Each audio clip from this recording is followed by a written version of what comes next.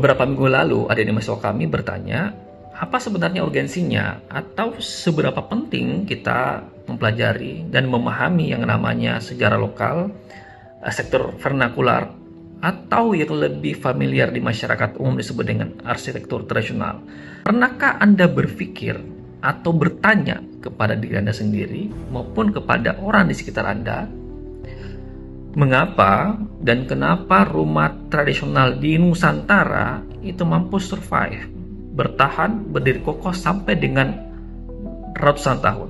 Dia mampu adaptasi terhadap bencana yang terjadi, adaptif terhadap lingkungan dan iklim di sekitarnya.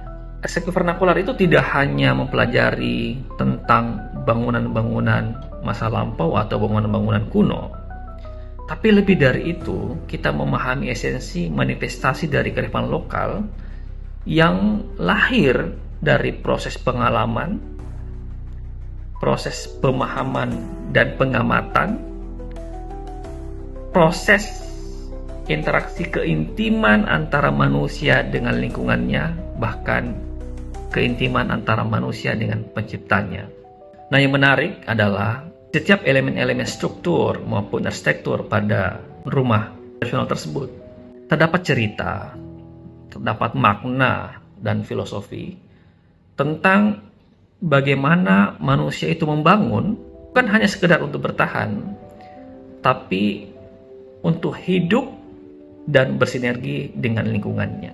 Di era modern, civil society 5.0 sekarang ini, di tengah akselerasi teknologi yang semakin meningkat, era globalisasi yang semakin pesat, itu kadangkala mendistorsi, mengaburkan identitas kita.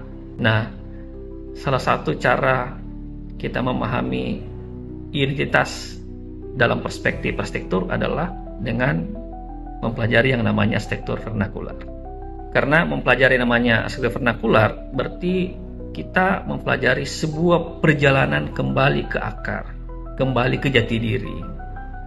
Dengan belajar arsitektur vernakular, kita bisa memahami bagaimana kita mendesain yang sifatnya berkelanjutan, bagaimana kita mendesain sebuah karya yang bermakna dan berpihak kepada manusia dan lingkungannya.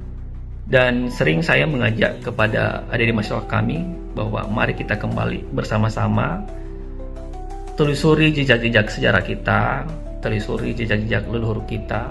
Dan itu bukan hanya sekedar romantisme masa lalu atau nostalgia masa lalu, tapi itu untuk meramu masa depan kita yang lebih baik dan bijaksana.